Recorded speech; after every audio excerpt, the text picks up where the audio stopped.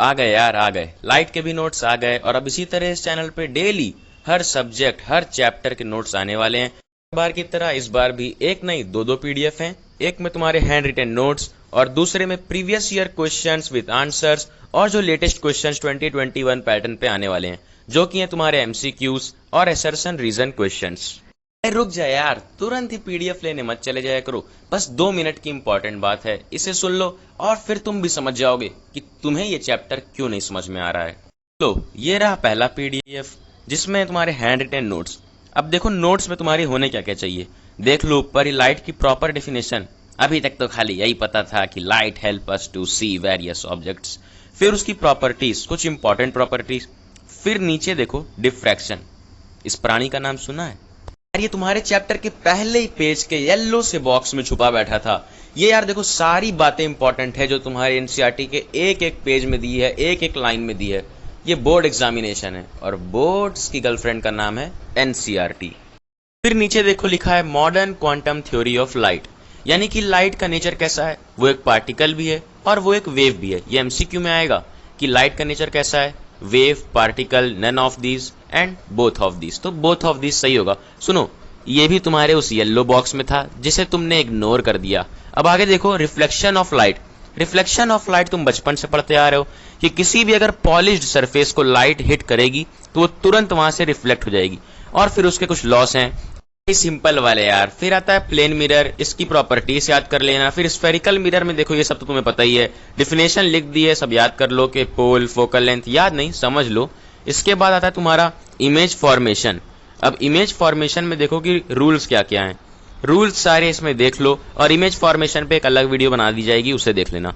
Uses of concave mirror, यार ये भी देख लो, मैंने इसीलिए ब्लॉक्स कर दिए हैं कि तुम्हें ध्यान से फोकस होना चाहिए इस पे, एग्जाम में आ जाएगा ये हर बार। फिर image formation by concave mirror, 2 type के मिरर है, कॉन्केव, कॉन्वेक्स। ये सारे रूल्स सब देख लो। उसके बाद आता है साइन कन्वेंशन। अगर तुमसे इस चैप्टर के न्यूमेरिकल्स नहीं हो रहे हैं ना, तो बस इसीलिए नहीं हो रहे हैं क्योंकि तुम्हें साइन कन्वेंशन नहीं मालूम और बहुत अच्छे से लिखा गया है और एनसीईआरटी में बहुत अच्छे से समझाया गया है। जो ये डायग्राम देखो इस नोट्स में भी है, इसे समझ लो तभी तुम समझ पाओगे। फिर मिरर फॉर्मूला है, फिर उसके बाद तुम्हारे रिफ्रैक्शन ऑफ लाइट। अब इसमें एक बात ध्यान देनी है, रिफ्रैक्शन कब हो रहा था? जब सरफेस हमारा जहां पर लाइट हिट कर रही है वो एक तरफ से पॉलिश था, यानी कि कोई भी लाइट उस पार नहीं जा पा रही थी। अगर लाइट उस पार जा पा रही, जैसे कि एयर है और उसके बाद पानी आ जा रहा हो और या फिर उसके बाद ग्लास आ जा रहा हो, तो मतलब कि लाइट उस पार जा सकती है, तो इसे ही बोलते हैं रिफ्रैक्शन। और इसका रीजन हर बार पूछता है कि क्यों होता है, तो इसका साफ साफ रीजन है कि light travels at different speed in different mediums. देखो आया है रिफ्रैक्टिव इंडेक्स। रिफ्रैक्टिव इंडेक्स होता है रेशियो किसका? लाइट की स्पीड का। किसमें? वैक्यूम में या फिर नॉर्मल एयर में, जो कि है तुम्हारे 3 × 10⁸ मीटर पर सेकेंड। किसके साथ? जिस मीडियम में वो जा रही है, जो हम लोग V से रिप्रेजेंट करेंगे, तो C/V या C/V = रिफ्रैक्टिव इंडेक्स।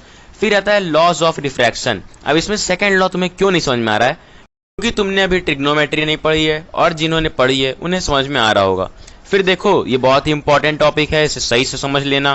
पूरे सब कुछ नोट्स में भर दिए हैं। फिर तुम्हारा कुछ टॉपिक्स इंपॉर्टेंट, फिर लेंस, और लेंस की भी वही सब बातें जैसे मिरर की हैं, ये सब तुम अपने से पढ़ सकते हो। उसके बाद मैग्निफिकेशन और पावर।